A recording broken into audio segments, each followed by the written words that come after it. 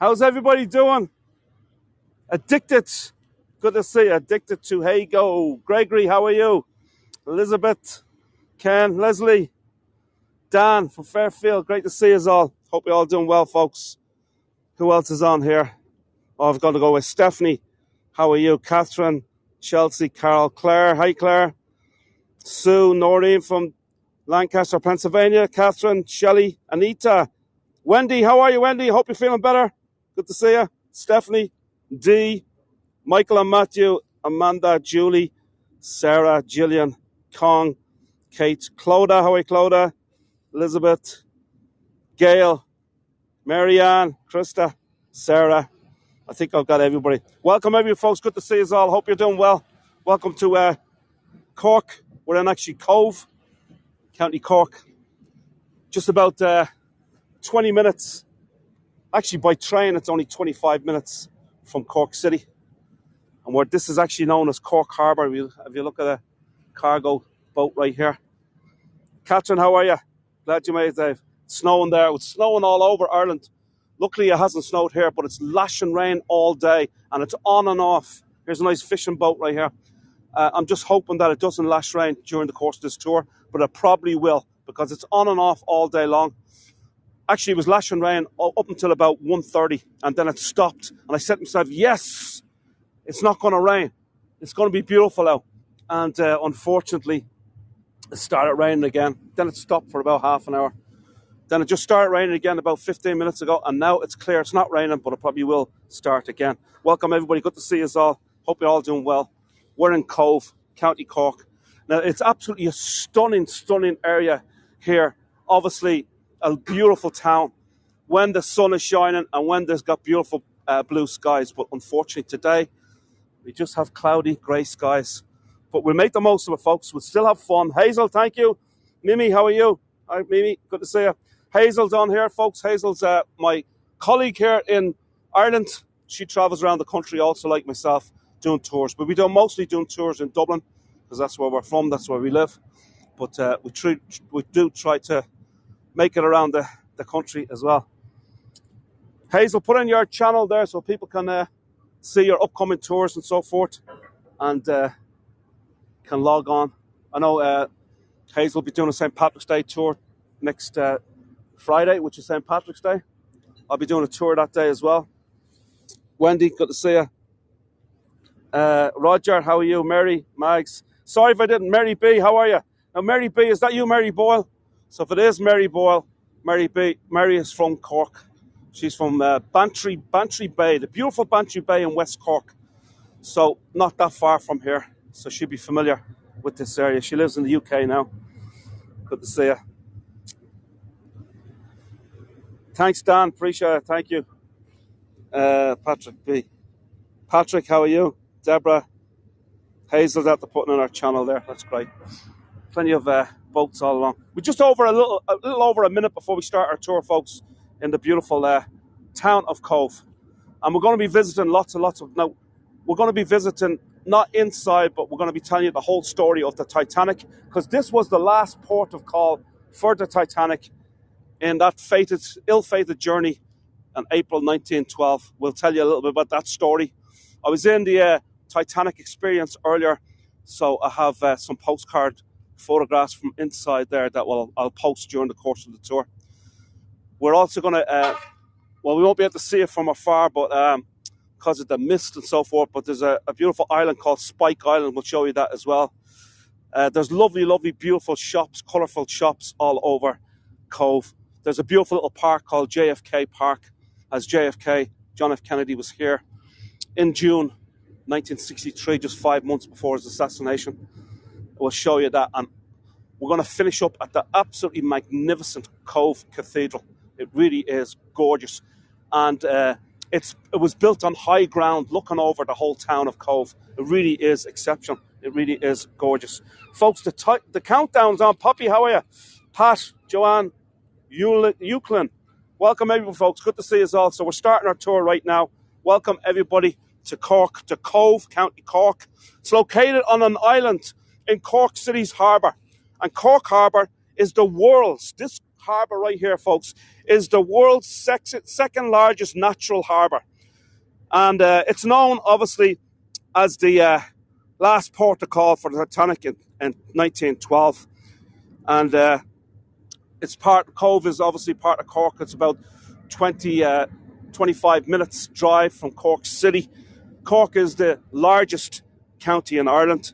And Cobh is situated on the southern shore of the great island in one of the world's finest natural harbours, as I said before. The population here, 12,800 from the 2016 census. Now, I always say that there's a lot more people living in Ireland than what the census says, because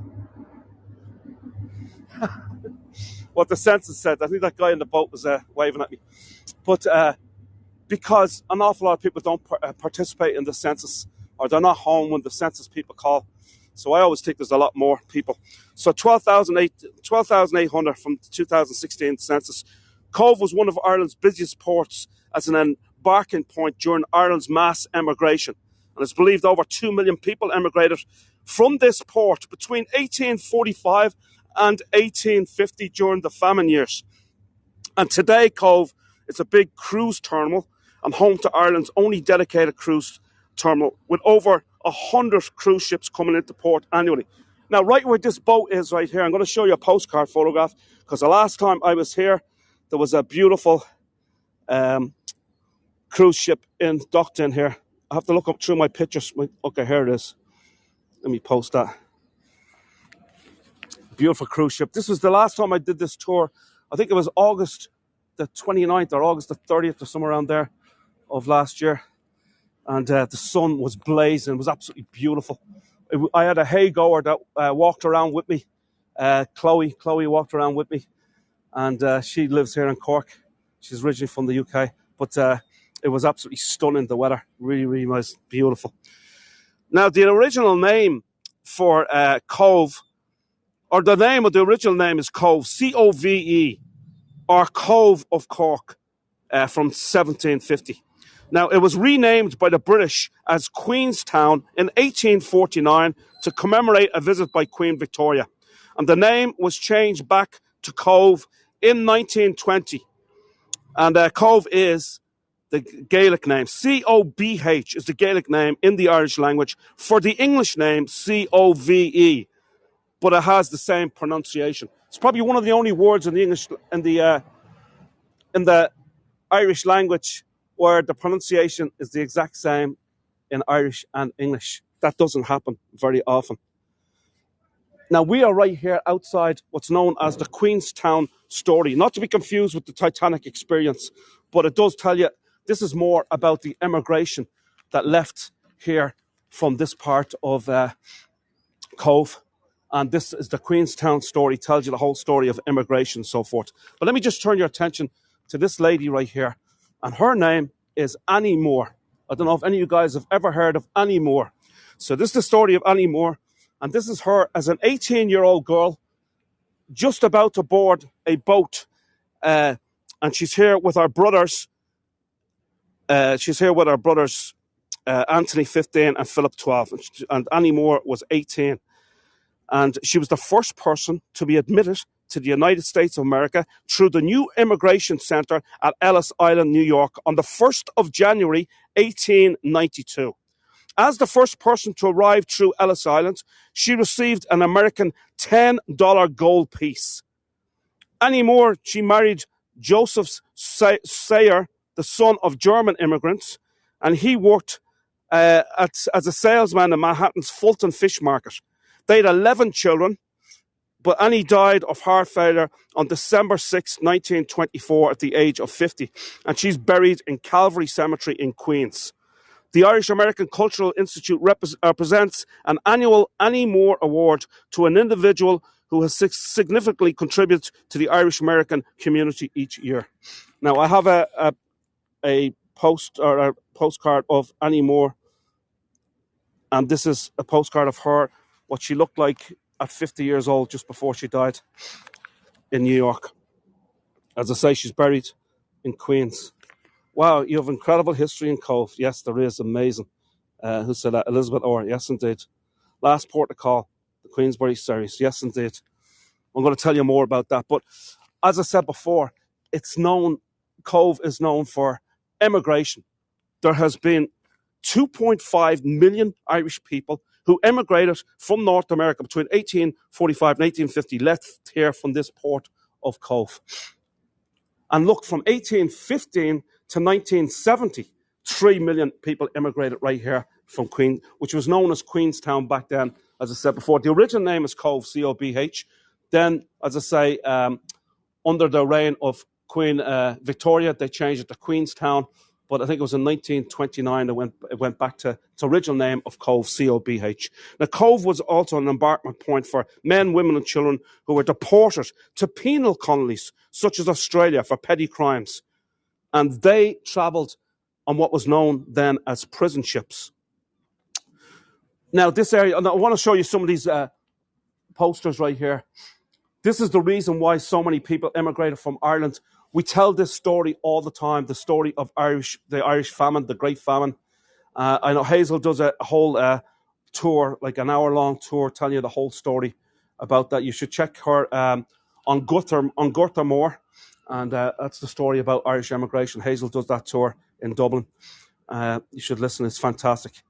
Failure of the potato crop is the reason why all these people left, because what happened at that time, most of Ireland would have been involved in agriculture, and most of the Irish Catholic people at the time would have been peasants, if you like, or tenant farmers, so very poor.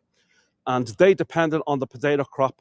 The potato crop, in a lot of cases for these people, was their only source of nourishment and was their only source of income, because it was the only thing that they grew on their small little farms and so forth, that were owned by British landlords for the most part. And they were working on lands as tenants on farms where their ancestors used to own. 40,000 Irish men and women sent to Australia as convicts. The ship sailed from Cobh directly to Australia. How about that? That would have been some long journey back then. I would say that it would have taken probably up to maybe 6 months to get there. Obviously, back in the last century.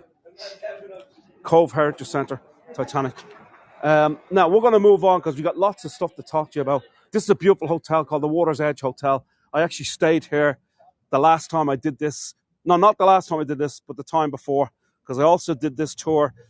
I think it was the 7th of March, 2022. And it was blazing sunshine, beautiful blue skies. Unfortunately, that's not the way it is today. That's the Water's Edge Hotel right there. There's a lovely, beautiful museum up here as well. It's full of museums right here, Cobh. There's another museum, a former church. Absolutely beautiful. I haven't been up to that yet myself. But let's move on. Apologies, I'm talking a lot, and so I don't know if there was any questions. I'm sorry about that. Someone's having problems. Turn on your chat. I'll try to get as many questions as I can, folks, but it's kind of difficult. I got a lot to talk about in this tour.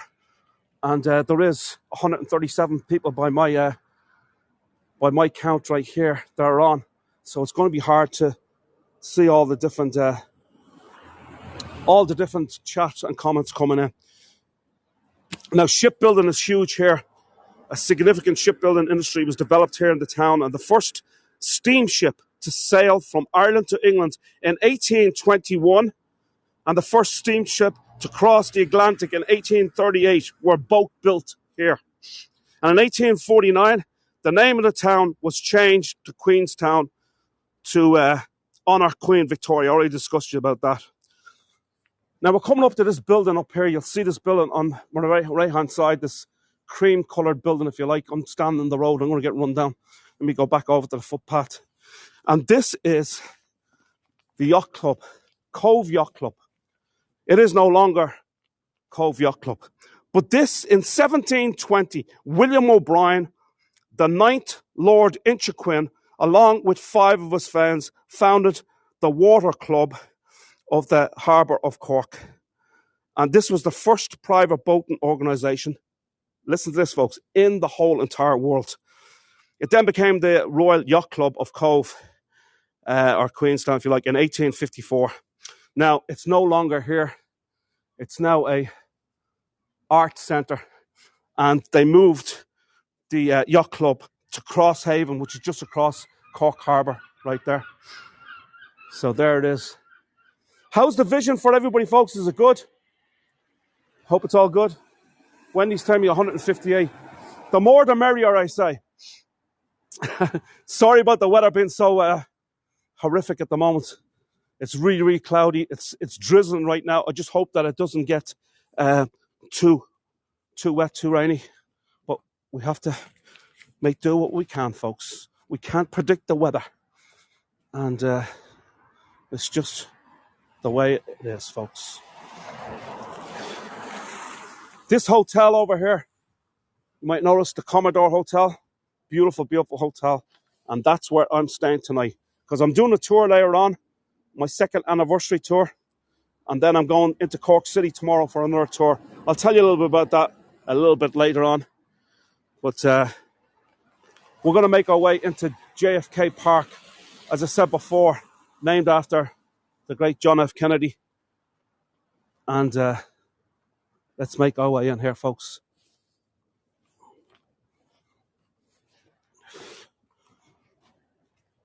Alrighty.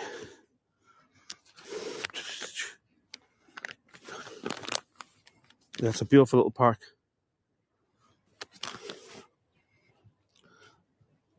You got a lovely bandstand. Now, if you notice here, folks, you'll have all the flags of lots and lots of places around the world right here. Really is beautiful.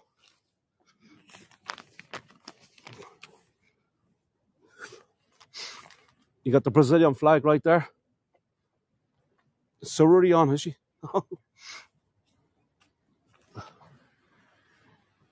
Australian. This is a wonderful place to come, obviously. They have a farmer's market here. I think it's on Thursday, Friday, Saturday and Sunday. Lovely place with a bandstand. Once again, there is the Commodore Hotel. This is one of the oldest hotels in the country, this Commodore Hotel. And there is actually a story behind this as well. And the story of this, folks, you're not going to believe it. It was owned originally by a German fella. And what happened was, unfortunately, there was a boat in 1915 called the Lusitania that actually was torpedoed by the Germans in 1915. And it was a luxury liner, but it was a passenger boat. And the owner of this hotel, his name was Hellman or something, but he was a German man. And because he was German, the locals here confronted him, or tried to confront him. They were going to beat him up or whatever because he was German during that period. But he hid in the basement, and he soon had to sell the hotel and get out of town. So there you go. Next to Poland, you got the Welsh one here, Poppy, the Welsh one. Obviously, you got the Ukraine, Brazilian, Italian, Indian, European flag, American, Portuguese, Scottish, English, Belgium, French, Spanish.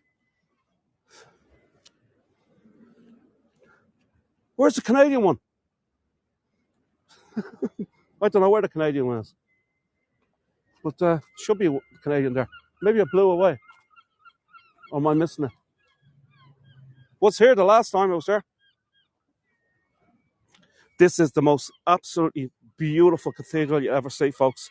And this is St. Colman's Cathedral. As I say, it's built on high ground. And I will go up there a little later. We'll tell you more about that when we get up there a little bit later on. But we want to go next into this building right here that you see here, folks. And this is the former White Star Line where they left from the Titanic, the last port of call. Now, this is, as I say, the offices of the former White Star Line, the owners of the Titanic. Today, it's obviously a beautiful museum. It's located here in Casement Square in the heart of Cobh town. Now, this building is steeped in history, dating back to the 19th century, and the departure point, as I say, for many thousands of White Star Line passengers, not just the Titanic, but many, many other voyages and so forth as well. This was the last port of call for the Titanic. The Titanic sailed up here to Cork Harbour from Cherbourg in France, having previously set sail from Southampton on Wednesday the 10th of April 1912.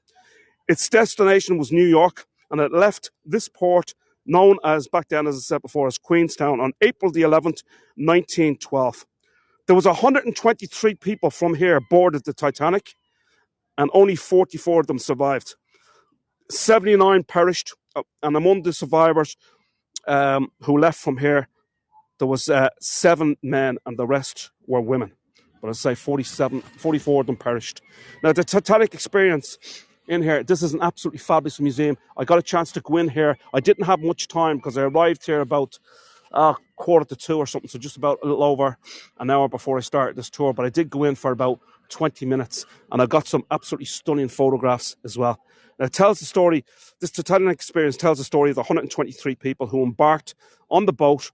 3 were in first class, 7 in second class, and as you may have imagined, the rest would have been in third class, so they would have been working class poor people. So 113 were in third class. Now, here at the Titanic Experience, a tour guide can take you on a virtual journey as you join the Titanic on its maiden voyage to New York. Along the journey, you will view the original pier, and this is the original pier. Right here, folks, is the original pier, and this is known, obviously it was named after the sinking of the Titanic. It's known as Heartbreak Pier right here. So this is where they would have boarded the journey. Now, I'm going to show you a picture of this from way back. I got lots and lots of postcard photographs to show you. This is another picture of it right here. There's a lovely restaurant on here as well. Well, let me just show you some more photographs. Now, I've got lots of photographs to go through, so sorry about this. This is the boat right here that would have taken them out. So the boat would have taken them out about 2 kilometres to Roaches Island. And that's where they would have, Roaches Point, sorry. And that's where they would have embarked on this particular ship. This is what the third class passengers would have gone on to go out 2 kilometres away from here, where the Titanic was stationed. Or moored, if you like. That's the word, moored. Let me try and get some more. So here you have the captain. Captain Smith and his assistant, McAvoy, right there. Or McElroy. Here is the menu on the Titanic for the first class. There was a first class menu and a third class menu. Let me see. This is the third class menu, I think. Probably not as good food on for the third class people. I want to show you that you want to see the bedrooms for the first class. Look at this. Absolutely gorgeous bedrooms. Wow, and my maiden name is McElroy. There you go. That's Bernadette. Very good. I seen it in the Tennessee. Yes, that's right, Beth. It's there as well. Hi, Beth. Beth is our Kentucky guide, folks. Does great tours in the beautiful, the bluegrass state of Kentucky. Check out our tours. Put your channel in there if you wish. Beth, just showing more photographs of here of the Titanic. I'll show you a few more in a minute. We'll go over the other side. We're going to go onto Casement Square right here.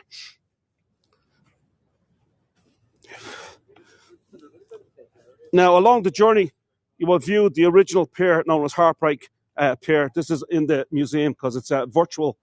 They have a lot of virtual screens here telling the story of the ill-fated maiden voyage of the Titanic. And as I say, the last point of land they would have seen was that Heartbreak Bridge or Heartbreak Pier that I just showed you. It would have been the last point of land contact for the passengers. Now, during your visit here, this is the front of it. I just showed you the side entrance. During your visit here, you will experience aboard the Titanic and learn a little about conditions for the first and third class passengers. Now, when disaster strikes, as I say, it is a virtual experience, you will experience the chill of the sinking through a unique cinemagraph experience. Some more pictures right here. Click on photo to chat. I'm missing all of this, folks, but I'm glad I have some experts on here that can tell everybody what the story is as regards to that. Thank you. Appreciate it. The tour lasts here 30 minutes, so I didn't go on the full tour. I didn't go with a tour guide. I actually started looking around myself and took some nice photographs and so forth. But this is the original ticket office here for the White Star Line in this very, very building. You see, you got the lines there. Now, the tour lasts about 30 minutes, as I said before, and after which you can explore the exhibition area, and there are lots of audio-visual presentations, storyboards. You'll also learn the role of the RMS Carpathia in the rescue of the survivors. Luckily, there happened to be a boat in the area, but it did take a while for them to rescue, but unfortunately, there wasn't enough rescued. When entering the Titanic experience, you'll be given a name of one of the passengers, and you then imagine that you are that passenger. And at the end of the tour, you find out the fate of that passenger. Now, on board the Titanic, there was 2,206 passengers and crew, 1,308 passengers and 898 crew members. 1,500 of them perished. 701 survived. 701 I think was survived. And there was a US inquiry, and it said that 1,517 died. And there was also a British inquiry that said 1,503 died. So who knows? And the Titanic hit an iceberg on its way to New York 3 days after departing Cobh here in the harbour on April the 14th, 1912. You will hear stories also here, like Jeremiah Burke, who sent a message in a bottle from the Titanic. And I think it was years later that it washed up on shore somewhere. And he was telling the story of what was happening to the ship as the ship was, after the ship had hit the iceberg. Now, a father, Frank Brown, whose photos on board the Titanic survived, and also the original letter written by Edward Colley on board the Titanic. Now, this father, Frank Brown, supposedly he went on board. He was supposed to go on the journey across to New York. Now, I'm not sure if I have this 100% correct because I've heard other stories. But supposedly he was supposed to board, and he was called upon, I guess, from his parish to not board the plane, or not board the Titanic and come back to his parish or whatever. But whilst he was on there, he took photographs, and they are very prominent today. People see them all over the place. There's a lovely ship coming on there. We did one in Branson, Missouri. Very good. Anyway, so I got a name, and my name of my guy, his name was Edward Delaney. That was my passenger. I was Edward Delaney. There's my passenger. And I was a musician who played the Ealing pipes, the Irish Ealing pipes, on the ill-fated voyage of the Titanic. But he was one of the survivors. Get excited, folks. I survived. Last time I did this tour, the fella I got, the name I got died, was one that perished. This is a lovely ship coming through here. It's a Navy ship, Navy vessel. Isn't it beautiful? The actual Irish Navy is right across the harbour here, Cork Harbour. As I say, this is the second largest natural harbour in the whole entire world. How about that? Isn't that a beautiful ship? Oh, I like it a lot. Thank you, Catherine. Appreciate it. Let me read some other things. I did one on London years ago, and I was a first-class passenger with many suites. And in person I was as a third-class passenger who drowned. Oh, sorry about hearing that, Sarah. Luckily, it wasn't in real life. What a way to go, drowning. Hooray, I've attended two of the Titanic exhibitions in Chicago and Orlando. Survived in Chicago, and what happened to you? And not in Orlando. Mimi, thank you very much for the tip. Appreciate it. Oh, we got Patrick Toomey's on. Get excited, Patrick. So Patrick's on, our great tour guide from Banff. I shouldn't say just Banff in Calgary, close to Calgary, but our tour guide from all over the world. Our world tour guide, Patrick Toomey. I mean, this guy has been everywhere. It's just incredible. He mentioned how many countries he's done tours. He had his 2-year anniversary tour the other night. It was a brilliant tour. And he was going and discussing all the different locations where he's done tours. And it's phenomenal the amount of miles this guy has traveled. And of course, he was here to visit us, and he brought a tour group from the US and Canada to Ireland last August, and it was fantastic. And I met him in Dublin, and then myself and Hazel, we went down to Killarney in County Kerry, and the next day we went on a coach cruise, a coach tour with Patrick all along the Ring of Kerry. It was absolutely amazing, fantastic. Really is, Noreen. I visited a few years back. Did the Maritime Museum Titanic exhibition in Southampton, says Enid. Hi, Enid. Barbara, thank you for the tip. Hi, Patrick. We'll do it again in April. That's right. So Patrick's coming back over in April, which is going to be exciting. I really am excited about that. Let me just zoom back in here, folks. Let's give you another last look at the, as I say, the Titanic experience right here.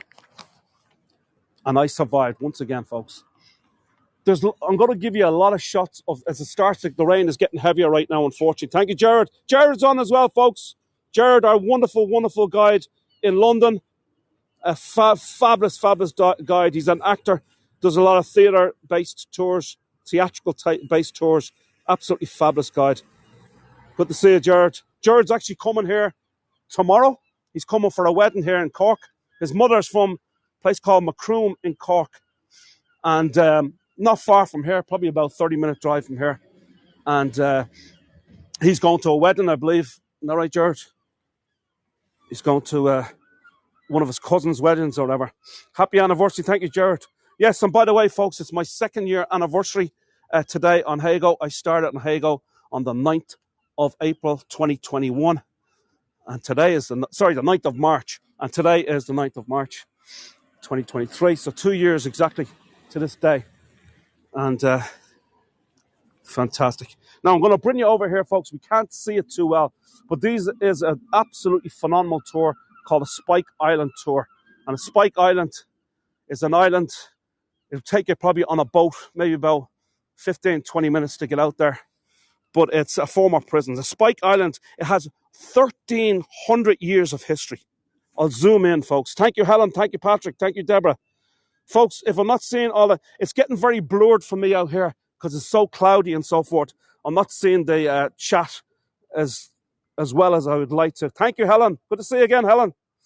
Excellent. Happy anniversary. Thank you, JV. Appreciate it. Thank you. I'm actually doing a 2-year anniversary tour at 5:30 this evening, Irish time, so 12:30 North America time, if you wish to join me for that.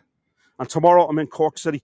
Yeah, you can't really see the island right here, but this is Spike Island. But let me tell you about Spike Island. As I say, it has 1,300 years of history, from a 6th century monastery, an 18th century fortress, and the world's largest Victorian prison, and century-old island homes here as well. The island consists of 103 acres. Unfortunately, you can barely see it because it's so misty. 103 acres in Cork Harbour.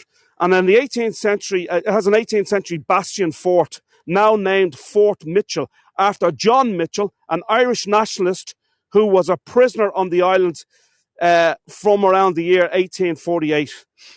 And today it's a heritage tourist attraction with 81,000 visitors in 2019. Now, Spike Island was named top European tourist attraction at the 2017 World Travel Awards.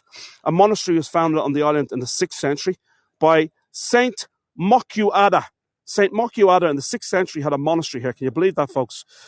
That wasn't that long after St. Patrick was here. Now, the island's rich history has been described as having monks and monasteries, riders and redcoats, captains and convicts, and sinners and saints. Now, the prison closed here in 2004, but was the largest prison in the world when it was built in 1779. And even today, there's never been a larger prison in either Ireland or in Britain. Now, one of the famous inmates here was a man by the name of the General. I did mention him. Thank you, Nancy. Thank you, HY. Appreciate it. Folks, tips are very, very much appreciated. I really, really appreciate it so much. Thank you so kindly.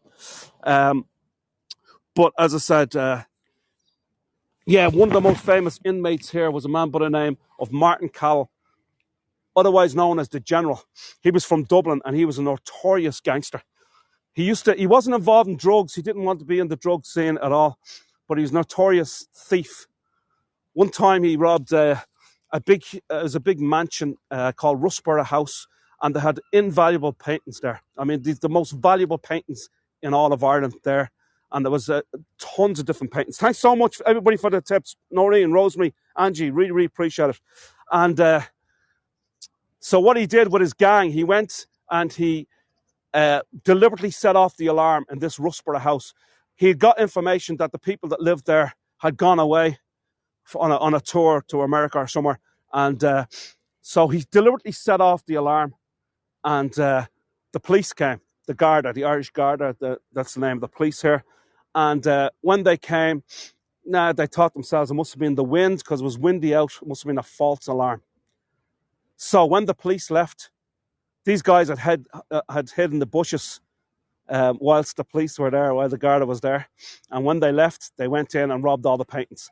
Obviously, the alarm went back on. It went off again, but the police never came this time, thinking it was the wind again, and they didn't bother coming, and they got all the paintings. He also stole the largest haul of jewellery in Ireland as well, in O'Connor's Jewellery Manufacturing Company in Dublin, in Harris Cross in Dublin. Notorious thief. So he was probably the most famous Irish guy to be... And the IRA approached him because they wanted some of the haul. They wanted him to give them some money from the proceeds of the paintings and the jewellery. And he told them to get lost. He wasn't going to give it to them. So they ended up murdering him. And that was the end of Martin Cattle. I think that was 1996. Have a look at that for a beautiful scene right here, folks, of the wonderful St. Colman's Cathedral. I'll tell you all about St. Colman's Cathedral when we get up there. We're not going up there yet. So let's move on. And let's say lots of places to see. That's what it looks like right here. You can see YouTube videos as well of Spike Island. So that's the entrance into the old prison right there, and the Bastion Fort on Spike Island. If you ever do come here, folks, it's really, really well worth it to come and visit Spike Island. Lovely little harbour here as well, folks. And if you look at the homes, they're so picturesque, all different colours. They're gorgeous. Spell Coleman. What was that? Oh, no, Coleman. C-O-L-M-A-N, Amy. Sorry, C-O-L-M-A-N. St. Coleman's. C-O-L-M-A-N.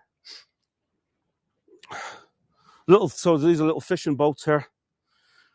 The restaurants around here have all fresh fish, as these trawlers or these fishing boats will be coming in on a daily basis or each morning or whatever with their fresh fish. It's a beautiful town, St. Patrick. Okay, and another thing, folks. Patrick Toomey, his father is from Cork. And his father, guess what part of Cork he's from? Right here, folks, that's correct.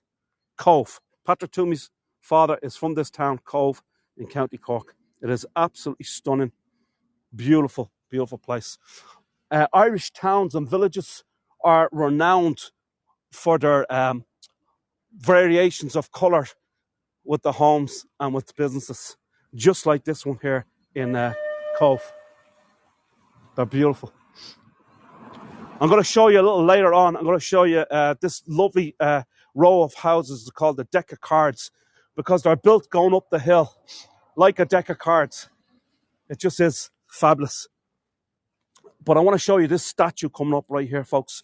And this statue is of the greatest female athlete in the history of Ireland. Although maybe Katie Taylor, the boxer, will have a claim to that now.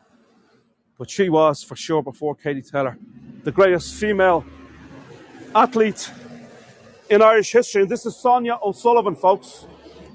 And she was born and bred right here in Cobh in County Cork.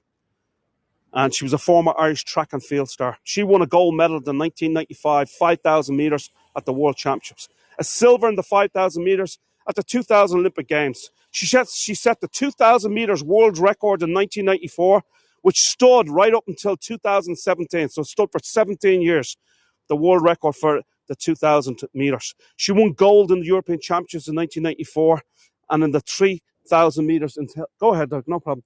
In 3,000 metres in Helsinki in the European Championships in 1994. She won gold in the European Championships of 1998 in both the 5,000, 10,000 metres in Budapest. Silver in the 5,000, 10,000 metres in Munich in 2002. She won gold in the World Cross Country Championships in 1998.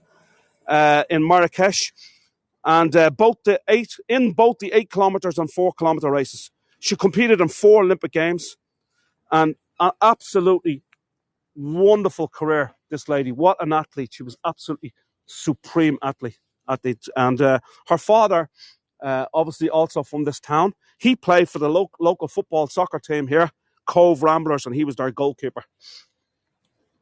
So there you go. There's lots of great Titanic trails, guided walking tours, also here in Cobh. I haven't done one yet. Every time I come here, it was just for a short time. I got to spend a little more time next time I come, so I can go on some of these walking tours around here.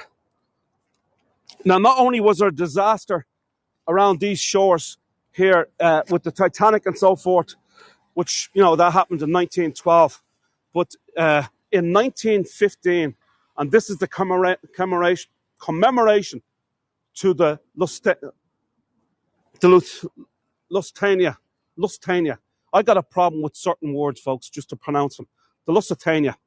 And the Lusitania was a British ocean liner, which was torpedoed by a German U-boat on the 7th of May, 1915. Let me just go back so you can take a nice postcard photograph of this. I'll actually zoom back out here for a minute. Just 11 miles. It was torpedoed by a German U-boat on the 7th of May, 1915, just 11 miles off the coast from here, near the old head of Kinsale.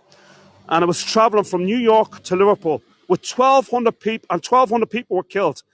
There were 760 people that were saved, but 1,200 lost their lives. There was 159 Americans on board, and 124 of these Americans perished. And it's because of this incident that America joined the Allied forces in World War I. They may not have joined the First World War if it hadn't been for this instance of the torpedoing of the Lusitania just off these shores right here, probably 7 miles off these shores from this harbour, as I say, in 1915. And most of the bodies and the injured were either brought here in Cobh, or a smaller number were actually brought to Kinsale. I've also done a tour in Kinsale as well. Another beautiful, has beautiful carvings inside. Yes, see this? It's beautiful. So that's the story of the Lusitania. I hope you're enjoying the tour so far, folks. I'm having fun showing you around. Here is a postcard telling you the story of this. Now, because it's not such a beautiful day today as regards the weather, I have some nice postcard photographs of what this town looks like on a nice sunny day. So let me just post all of these for you so you can see what it looks like, folks. It is absolute. That's the park, John F. Kennedy Park, as I showed you earlier. He was here, as I say, in 1963. June 1963, this is what this looks like on a fine day. There you go. Let me post some more for you folks here. Here's the cathedral on a nice day. Absolutely gorgeous. We're going to go up to the cathedral next. I'll tell you more about it when we get up there. This is my third time doing this tour. Each time I did a tour here, the weather was just absolutely phenomenal. It was just beautiful. Beautiful, beautiful weather. It's such a pretty place, this Hazel. Yes, it is, Hazel. It's gorgeous, especially with the backdrop of the cathedral looking down over the town. It's lovely. I like it a lot, folks. So there you go. Hope you like them nice postcard photographs. We're going to make our way now, folks, up to the beautiful St. Colman's Cathedral. And we're going to go through this archway right here. And this archway right here will bring us to the deck of cards, which I just mentioned to you a little bit earlier. There's many other great locations to visit here in Cork, not far from here. Just down a little bit from here, probably about 2 miles, no more than that, is the world famous Photo Island. And Photo Island has a magnificent zoo there as well. There's a championship golf course where they've held the Irish Open Championship on numerous occasions.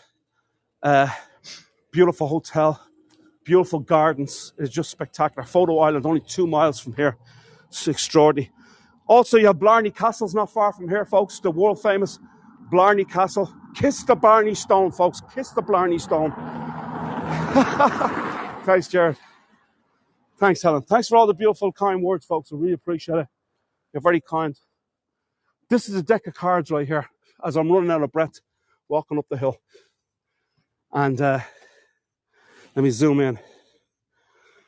Now, what's extraordinary about these is these were painted about just before I did my tour last year. I think it was around the 7th of March or something when I was here. And these homes were just painted.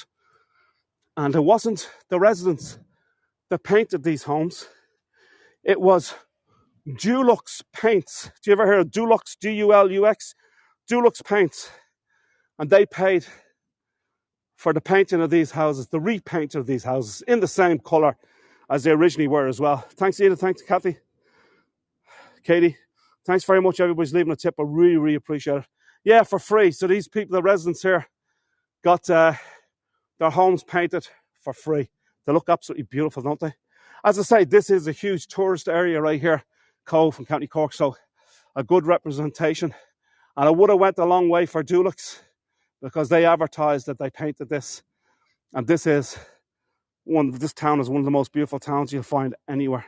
Does the train from Dublin go here? Yes, it does, Paddy. You have to stop off in Cork and board another train, and the train takes 26 minutes from Cork City to here.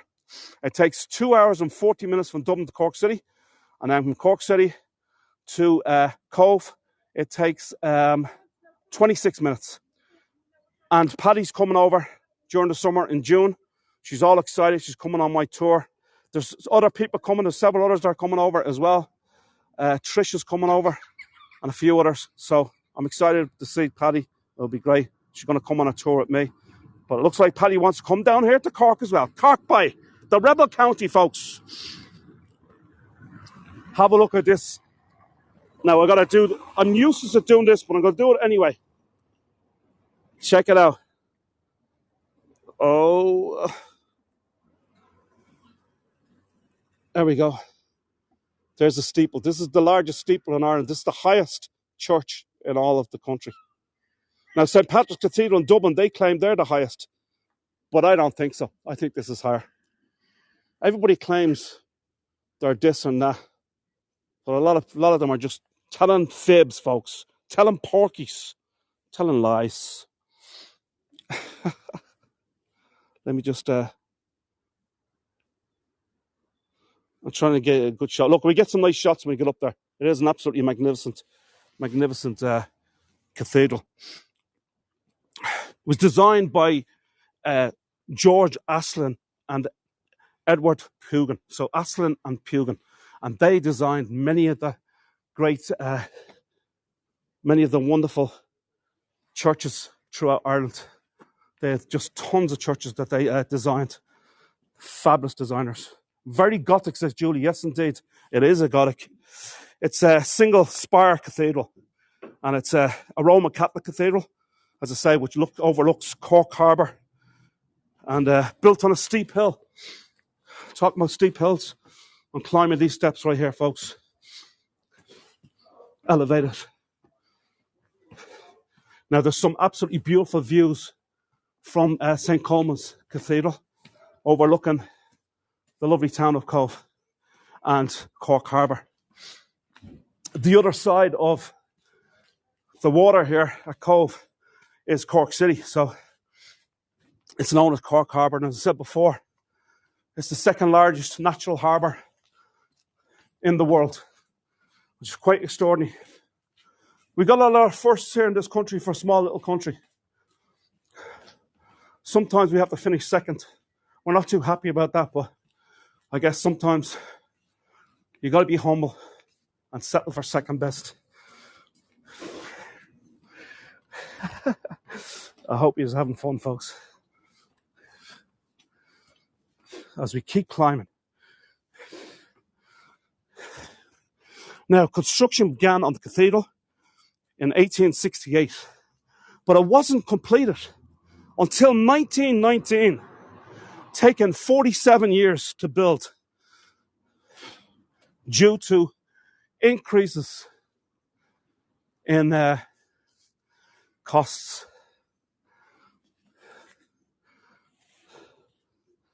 Magnificent, isn't it? I'm so pleased you're doing all this uphill walking. No problem, Clodagh. Just took a little break there for a second. Magnificent. What do you think, folks? Stunning. But the view is just incredible. Someone said, is it Gothic? Yes, it is Gothic. It's in the Gothic revival style and mostly built from limestone and blue granite. Its height, its steeple, is 91 metres. 91 metres high, and has 49 bells. And it's the tallest church in the country, and it's the largest in Ireland and Britain. Sorry, the 49 bells of the colourful is the only such instrument in this country, and the largest in Ireland and Britain. The carillon. And this is in the Archdiocese of Cloyne. The Archdiocese of Cloyne have many, many churches within that archdiocese. Have a look, folks. How about that? I have this cloth over my gimbal because of the rain that time. I'm going to take it off, folks. Sorry. Taking off the cloth. This is what happened. The bells are ringing, folks. The bells. So how about that for a view? Even though it's cloudy and the sun is starting to come out, look. I can see some sun clouds trying to come out. But anyway, still beautiful scenes here, folks. Right? On Spike Island, a lot more clear now from here. Let me just zoom in on Spike Island. Yes, much clearer now.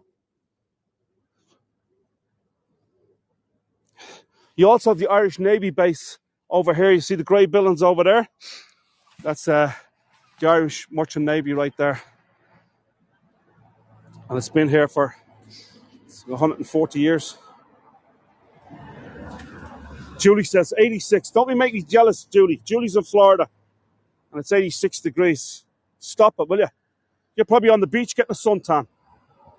Thank you, Patrick. Appreciate it. Thank you so much. Thanks, Hazel. You're all so kind, folks. How about these homes right here? These are absolutely stunning. Let me just stop here for a minute and show you. Asking price for these is about 3 million upwards. I think some of them go for like 5-6 million. As I say, you're looking, these would be probably the big merchants from Cork City. But they live out here. As I say, it's only about a 25-minute drive from Cork City. Or if you're getting a train, 26 minutes. You don't have to deal with the traffic. So it's pretty cool. And then merchants probably live right in these homes. 37 degrees, says Candace in PA. 24 degrees in Utah. I'm telling you.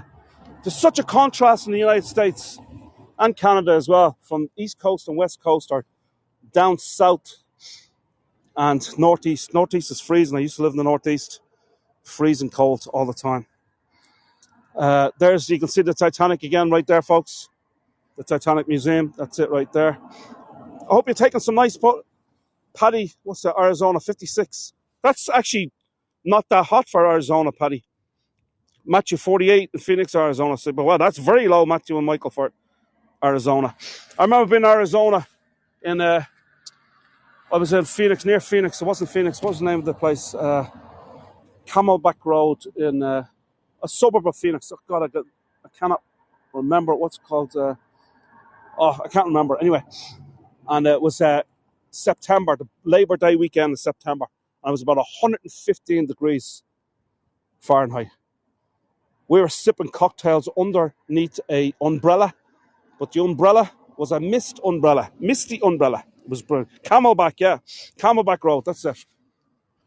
Yeah. Beautiful golf course there. We stayed at a place called the Phoenician. Beautiful golf course on it, designed by the great Tom Weisskopf, a great American golfer. So here's another look, folks, at the deck of cards right here. These homes. This is the back of them. Remember I showed you them earlier, where you could see where you seen they were repainted and so forth. So it goes all the way from the bottom of the hill up like a deck of cards to the top of the hill. Scottsdale, that's it. Scottsdale, Arizona. The name escaped me, I couldn't think. Here's a beautiful parochial house right there. Isn't it beautiful? Right there for the cathedral. I'm not going to go into the cathedral because I have some postcard photographs here, folks. Unless you want me to really go in. I will go in if you really want me to. But I do have some nice postcard photographs of it. There's the rose. Please, says Clodagh. All right, we'll go in. We'll go in.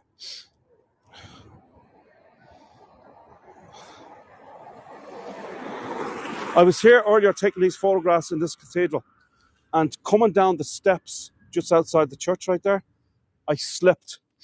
And lucky I broke my fall. And if I hadn't have broke my fall, I could have landed on the sharp end of the step, and I could have damaged my back. I was so lucky. There was a few people around me that seen it.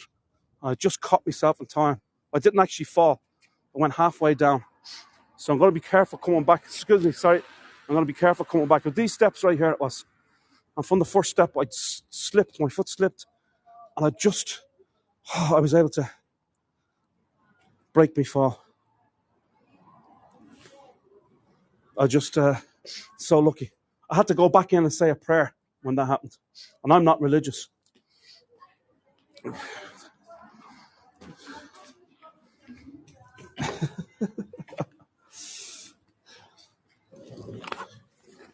You have to take risks in this business, folks. You got to take risks. I'm always in a hurry. That's my problem.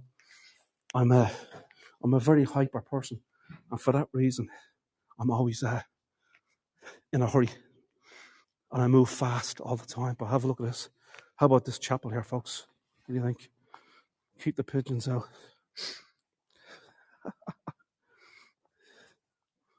That is gorgeous. Imagine it took 47. You can see why it took 47 years to build this. Well, obviously, part of that was the costs and so forth, and the increase in costs. But the amount of detail here in this church is just phenomenal. It really is. Look at the stained glass. Some of the stained glass was done by Ireland's greatest ever stained glass artist. His name is Harry Clark. And I don't know, this guy must have produced so much stained glass every single day. He must have worked, I think he died when he was like 47 or something. So he died early, at an early age, probably from being overworked, because most of the churches, not just in Dublin, but around the country, have Harry Clark stained glass windows. And they are really absolutely stunning. You want to see the rose? Actually, I lost the signal there for a minute. What do they call this again? The rose something? What is it?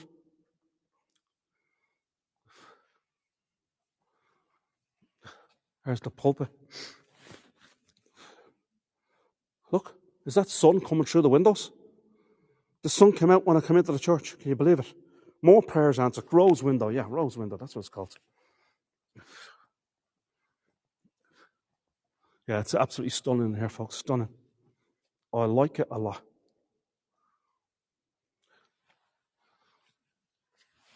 There's a nice, beautiful sculpture right here.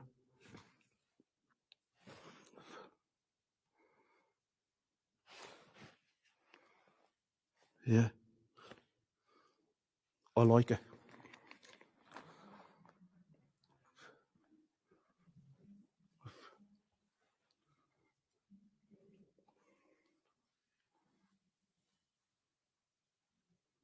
How about the detail in that window? Wow, says Julie. Julie's the only one that's excited. Thank you, Julie. Oh, Candace likes it too. Lisa likes it. Great. Thank you very much, Clodagh, for your kind words. Really appreciate it. Thanks, Beth. Appreciate it. Check out Beth's tours, folks. So we got 4 tour guides on it that I've seen. I hope I didn't miss anybody. But we have Beth in Kentucky. We've got Clodagh, my colleague here in Ireland. Patrick, of course. Oh, that's the wrong door. I'm going out the wrong door. Just show you what I know about churches. It's terrible. And of course, we got Patrick Toomey from Banff in Western Canada, near Calgary. But he's an international tour. You know something? Push. It's not working. Exit. Push. No. Push. Folks, I'm getting tangled here. Okay, here we go. Now, I'm going to walk real slowly down these steps. Thanks for going in. You're welcome, Victoria. They got me now, yeah. Thank you, Stephanie. Appreciate it. And we also have, as I said, we have Beth with Patrick Toomey. We've got Hazel. And we also have Jared, of course, as well. Jared does some absolutely wonderful tours in London. He's been an actor for more than 25 years, I think close to 30 years. I met Patrick this year, but we also met, or last year, I should say, I also met Jared last year in London. I went over, did a tour over there. I did actually a chat tour where I interviewed the tour guides, Natalie and Charlie, Paul Endicott, Paul Baker, and Jared. And myself and Jared went for drinks a couple of times. And we met Natalie on the street, and she came and joined us for drinks. Where was it? In St. Martin's Lane, wasn't it? What was the name of that pub? The Wellington or something, wasn't it, Jared? Jared is awesome. He's unbelievable. All the tour guides are absolutely awesome, folks. Amazing. And I'm going to be talking a little bit about that later on at 5:30 Irish time, 12:30 US and Canada Northeast time. And I hope you can join me for my 2-year anniversary tour. Tomorrow, folks, I'm in the beautiful Cork City. It's absolutely phenomenal. It's a lovely, lovely city. A city by the River Lee. The English market is there. There's lots of really, really fabulous buildings. We'll talk about them. We walk around the streets. I'll walk along the River Lee and finish up in the English market. I hope you can join me for that tomorrow. Folks, that's about all I got for you today. Thank you so much for coming on. Thank you, Paddy. Thank you, Helen. Appreciate it. Poppy's out there putting in my tour for tomorrow. Thank you very much, Poppy. And Poppy, as always, leaves a beautiful, beautiful, always leaves a wonderful review, folks. I hope that if you did enjoy the tour today, folks, that you'll leave a nice review. Us tour guides, we love to see reviews. It boosts our ego, if you like. And the more reviews we get, the more excited we get, and the more pumped up and motivated we are to do more tours. So please leave a review, folks. You should get an email after this tour telling you about some of my upcoming tours because you're on this particular tour. And the very end of that email, you'll see leave a review. Click on that and leave a review. I'd really appreciate it if you could do that, folks. It'd be very, very kind of you to do so. And listen, thanks so much for all the contributions. I see lots and lots of people leaving tips, contributions. Really, really appreciate that. And thank you for coming on. And please leave a review. If you haven't already followed my channel, please follow my channel. Hago.com/Dave Kavanagh. And thank you, Karen. Appreciate it. Thanks so much. Just some lovely scenes here to take photographs. It's a pity that it's a little bit misty to see over the water. Trish, thank you. Poppy, thank you so much. Thank you, Paddy. Thanks, Anne. The comments are great, folks. I really appreciate all that. You're too kind. I'll leave you here, folks. It's nearly an hour. I think this was a 45-minute tour. But then again, I always go over. Still beautiful, though. I will have to visit. There you go, Hazel. You got it. Still beautiful, even in the cloudy weather. So I will do this again during the summertime, folks. Maybe even the spring. I'll definitely. Thanks, Victoria. Thank you, Anita. So I will do it again where you'll actually see the contrast of cloudiness and sun. But have a look at this. There's blue clouds trying to strike through. Yes, they're trying to. Folks, I'll leave it there, right? Thanks very much, folks. Take care. Thank you. A buddy of mine's out there calling me. Look at this. Thanks, Poppy. Appreciate it. Thank you. I'll see y'all, folks. Take care. Slán lit agus go raibh a míle maith agat. Sláinte. Thank you.